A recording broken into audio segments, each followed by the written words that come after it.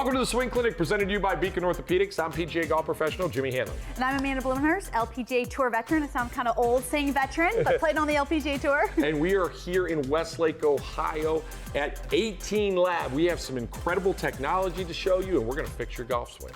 It's like 7 minutes from my house, so perfect location to fix your golf swing. Let's go do it.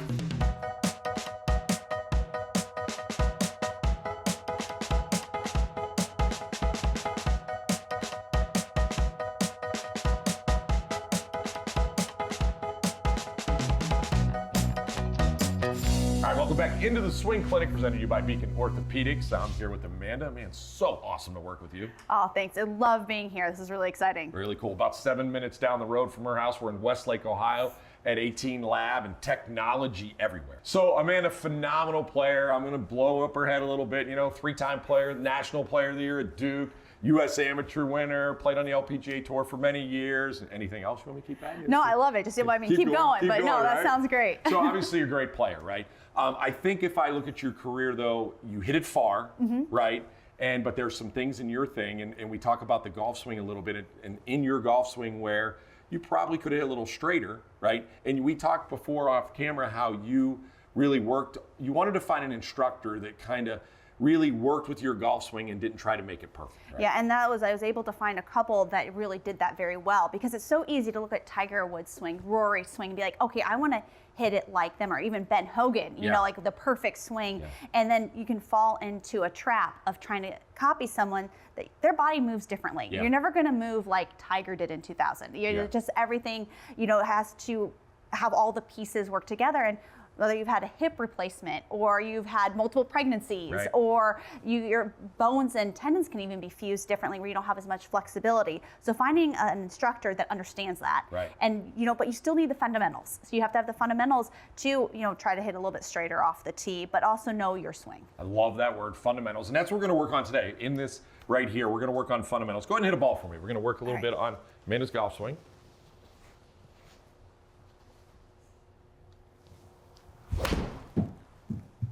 That was pretty good. So the one thing I think that when you watch Amanda's golf swing, and by the way, we have some incredible technology. SportsBox AI is here in 18 Lab, and you have a friend that's actually the founder. Yes, G. Haley is the founder of it. She's absolutely brilliant, amazing, but able to put in so much of the data kind of behind the golf swing is so cool. I think when I look at Amanda's golf swing, maybe she doesn't stay quite as centered as some golfers on tour, right? You don't stay over top of the golf ball. And as we watch you here on SportsBox AI, and this is incredible. You ever think your body would look like that, right? No, I mean, this is really cool. It's really cool. So Amanda, you'll see that her hip gets going this way a little bit, which means she kind of slides a little bit. Now, you've played in a lot of pro-ams with a lot of players. That is minute compared to what you'll see on tour, right? Oh, absolutely. I mean, you have some professionals that it's incredible how still they stay, and then also you go out on a driving range and see a really big shift. So show me really bad from what we see on tour. So I think a lot of times is, the goal is to keep centered, but you can definitely see a lot of kind of where you're just really loading so much weight and really kind of shifting everything back on a backswing, kind of almost like that. For sure. And if we look at it on SportsBox AI, if we go to the assessment right there, you're going to see that's exactly what they're going to say. So whole body is swaying too much away from the ball, from the target, right? So that's exactly what we talked about. And again, it's so cool to be able to see that, what they've created here on the SportsBox and 18 Lab. If you click the video down there, we'll see a little bit. It's the same thing. They're going to show you really how somebody moves off the ball and falls backwards, and that's what you'll see in normal game. So I got a tip to help you with all that right now, and I'm going to show Amanda, and she's going to put it into her game, and then we're going to put it into your game, and things are going to be good. So go ahead and set up to it. So believe it or not, I'm not going to talk about the hip, I'm not going to talk about the knees, I'm not going to talk about the shoulders, I'm going to talk about Amanda's left ear. She's probably like, what, right? So when she sets up over the golf ball, you'll even see Amanda's head stays tilted a little bit, right? And so when it stays tilted, I think it's part of her trying to stay centered. So as she takes the golf club back, I want to see this left ear almost stay a little more towards the ground, pointed that way, right? It's almost like you're dumping water out of your left ear when you're going back. Well, what does that do? That keeps you, as you can see with her weight, a little more forward. She's staying on her front side a little bit more, and it allows her to stay a little more centered, right? And now she's going to pivot a little bit more, and she's going to have a little less of this movement back and forth. So if you're a swayer, now if you're not a swayer, you don't really need to feel this, but if you're a swayer, this is a good drill, or it's maybe a good thought. Let's see you dump some water out of that left ear right here. So again, she's gonna focus on one thing. It's gonna keep her more steady. Boom. Awesome. Oh, I love this. I love it. All right, when we come back here on the Swing Clinic presented to you by Beacon Orthopedics, we've got technology, we've got golf tips. All I know is you're going to get better when we come back. Welcome back to the Swing Clinic presented by Beacon Orthopedics. We're going to work on your wedge game. I'm telling you, when you get to a standpoint of playing with amateur golfers, you know they work on their golf swing so much, Amanda, right? They want to hit the ball far with the driver. And they'll bust a drive out there on a 350-yard hole, and they'll have 40 yards into the green, 60 yards in the green. You can't hit the green from 60 yards. Would you say that you worked on this shot as much as any other shot when you practiced on tour? I would take a bucket of golf balls, and I would just dump buckets of buckets from 20, 30, 40, 50, 60, 70, 80. That was kind of the range that I would work on for hours. Yeah. Because you do, especially if you're a longer hitter, or even par fives, you're laying up after your second shot, to kind of this range, and this is get it close, you can make your birdies. Yep. And if you're a person that, number one, can't control your distances, number two, usually hit a little behind it or skull it over the green, this is going to help you tremendously right here. Okay, set up to it, Amanda. So what I see is, and I gave her a little heads up on what we're going to work on, what I see with bad wedge players is they take the club back to the top, and right now, if you're hitting a wedge shot and you're like this, if Amanda can take her right hand off right now and she can grab the head of the club head right there, if you can do that, if you're in your living room right now and you take your wedge back, if you can do that, you're a crappy wedge player. I'm going to tell you right now, you are not. I had a better word for that, but we are in television, right? You're a bad wedge player. So what I want you to be able to do is, go ahead, sit up to it a minute, is I want you to be able to do what she does, which is she has some width and extension to her wedge. So right now, try to grab it with right. She can't even come close to grabbing that with her right hand, right? Yes. And what that does for you is you have some width in your swing right now, and you're able to control it with that. When you can grab it with your right hand, that means that it's getting longer, that head's having to move more, so you're probably having to slow down to get to the ball because that club is traveling more, and you're having to use your arms and your hands a lot at the bottom. Yeah, it's always about trying to keep it as simple as possible with not as many moving parts. I actually was even told once, pretend that you're handing someone a bucket back. Yes. You just hand something, if someone's standing right behind you, just hand them the club even, hand them a bucket. And so you're not having that tilt in the wrist. And get so much more movement in your hands. She's going to take this show over. I don't even need to be here. It's teamwork. great. It's teamwork. All right. So I want you to hit one in a bad way. I want you to feel a lot of wrist cock in this and feel like you really, that wedge moves a lot. So as you see, yes, well, that was absolutely not perfect, which is what we wanted. But if you saw, she only took her hands back to here, but that club head was almost up by her head right there, right? So now the only way she can hit a good shot is to slow down because that club's traveling from my here all the way tempo down. felt really off. Awful, right? From that side of it. So now I'm going to have her hit one, and I'm going to have her get some extension. Let's do that. Perfect. Everything looked to have a lot more flow to it. Everything worked together. I'm going to give you a good drill to fill this too. So again, feel like that head stays away. Now we're going to do a little Jason Day drill. I'm going to put this under your arms. All right. Right. So put this under Amanda's arms right here. She's going to hold it like that. Now she's going to marry up her body and her arms with some width and extension. Good. Really good. All right, we come back. We've got more for you on the golf swing. We're going to get to the putting green pretty soon, right here on Swing Clinic. It's all presented to you by Beacon Orthopedics. All right, we're back on the Swing Clinic. We're here on the putting green here at 18 Lab, and talk about technology. They have PuttView at 18 Lab. Normally when you go to an indoor putting green, you're thinking, okay, I just got to work on straight putts because it's a flat green and it's artificial or whatever. But we're able to show you guys something from a standpoint of how Amanda approached breaking putts, which is kind of cool. We usually have to do that outside. And your whole mindset. And again, this is where it's at, right? I mean, hitting it far is fun. Hitting good iron shots is great. But if you can't do this right here, you're not going to be out there long, right? No, and that's a huge part of it. You can get yourself to the green, but you got to be able to finish it up. And when we're here, what's so cool about the breaks of this green at 18 Lab is that I can feel my feet right now pushing to the left. Yeah. And this feels to me like it's going to be breaking to the left. Well, it's going to break back to the hole at the end. And if I just stood here without reading a putt, and this is on the golf course, is so important to take a few seconds to read putts, because I would just think, okay, I need to aim it almost towards your feet, because that's how my feet are feeling. But instead, and I did this in tournament play, or even when I just go out for fun, I will walk the length of the hole. I will look behind, and then I can see, oh wow, there's a little hill right here that's really going to try to push the ball back towards the cup. So it's important to take a little bit of time to really read. And then I would always, in competitive play, pick a middle spot, middle of like the distance, and kind of feel, all right, how do my feet feel? Which way are the slope? Is it pushing it right or left? And then also picking a spot, and this is what we discussed earlier, not really just focusing solely on the hole. I love picking a spot kind of midway to putt to. And I'd focus on a little bit of a closer target, and that really helped me judge the break of the hole. And you could really feel what it's going to do at the hole from up here, exactly. Right? So I want you to hit a putt right now like you can't see this line. This line's not here. Your feet, for you, feel like it's a little bit this way, but right back, right? So hit it like you would if we weren't looking at that line and it wasn't helping you right now. You'd probably aim it out to the right a little bit, right? Well, so the first time I kind of wanted to practice a little bit, so I looked a little bit better, and I actually did aim it. I aimed it to the right side, thinking, oh, this is gonna be perfect, and at the end, it absolutely tore to the right. You missed because I hadn't taken some time to kind of look at the break. But as I saw you walk up here, if you stand up here and look at it, not even close, right? You would definitely not play it. Yes, and you could feel, all right, I want to pick something towards on the left side. And that's what I do. You said you like to pick a target really close. Like maybe a piece of grass. And that's what I would always do. I'd find like maybe a little old pitch mark that's been healed over. Or a little grass piece that is a little bit of a different color.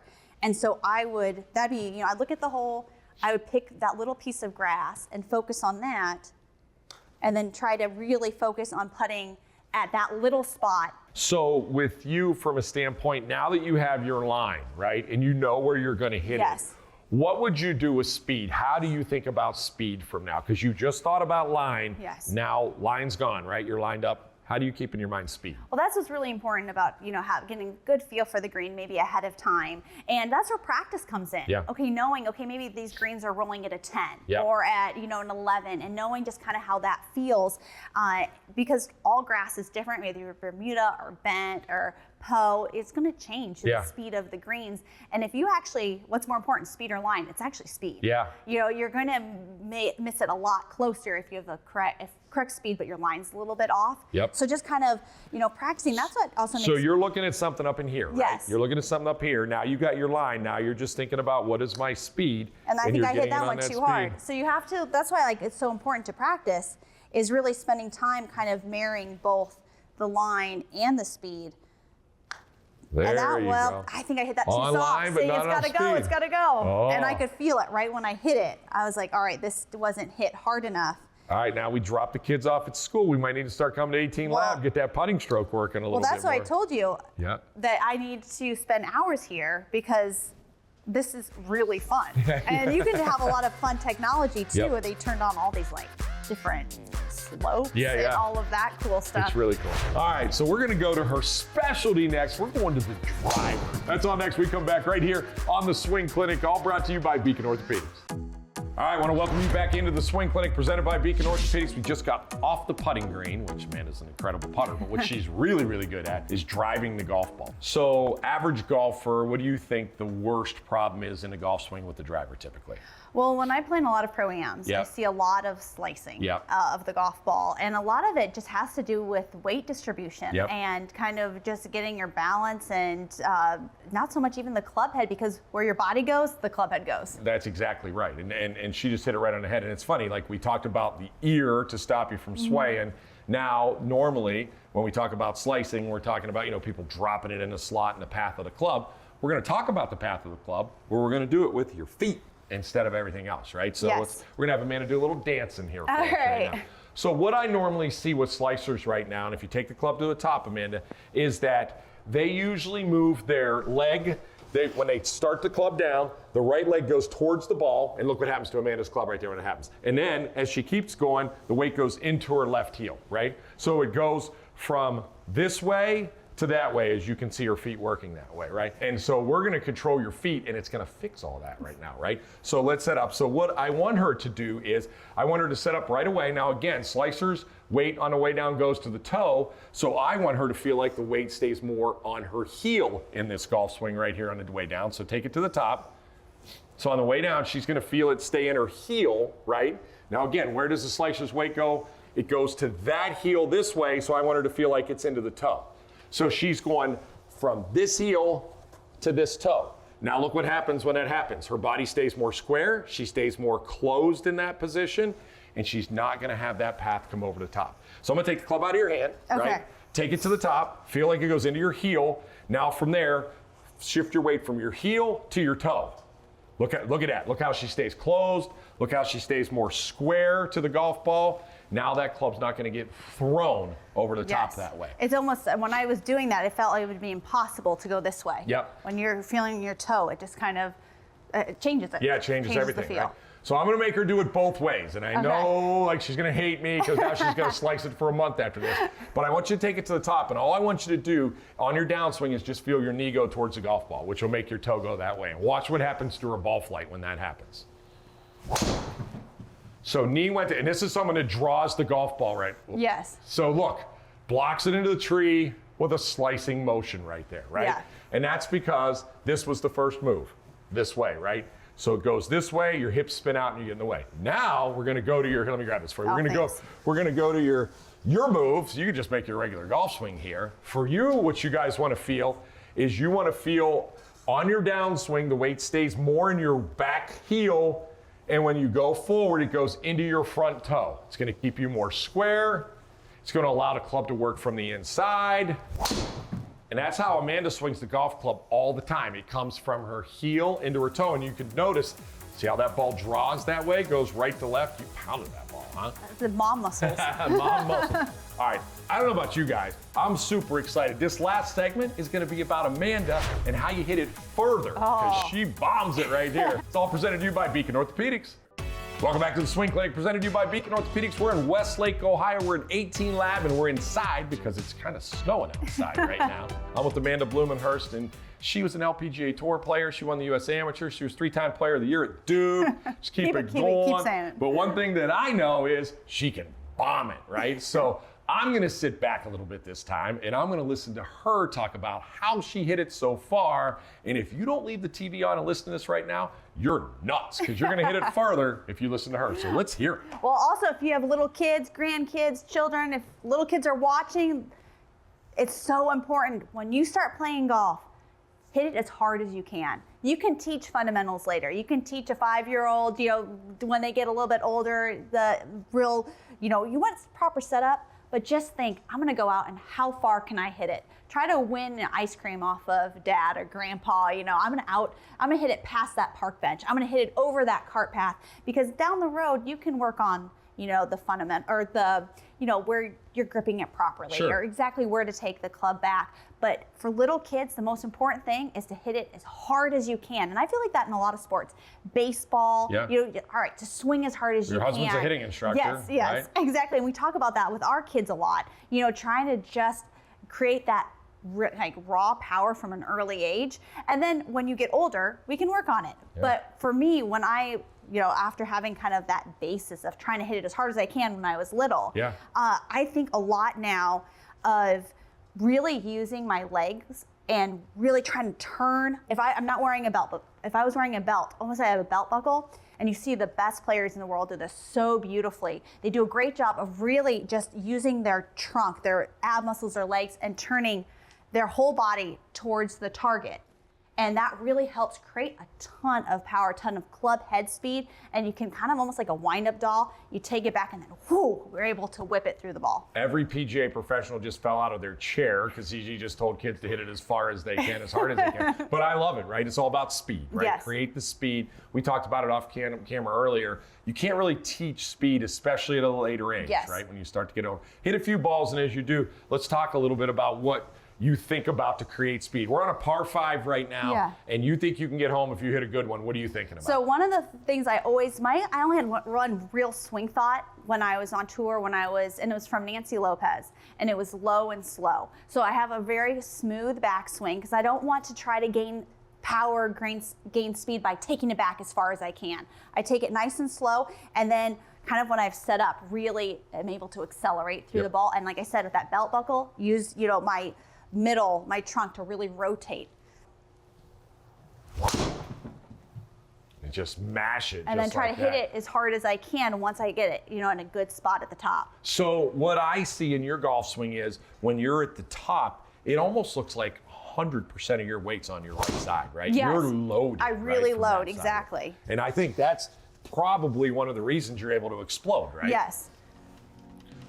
I really try to make it as athletic as possible. Yep. And really try to use, the power that I have to be able to hit it. And like you said, you loading on that right side and then able to swing through. Everybody across the country is going to hit it further, and it's all because of this girl right here. All right. You were great to work with. Thank you very Thank much. you for having me. Yeah, and thanks to all you for watching us this week on the Swing Clinic. It's been great here. Thanks to the folks at 18 Lab, and we'll see you next week right here on the Swing Clinic. It's all presented to you by Beacon Orthopedics.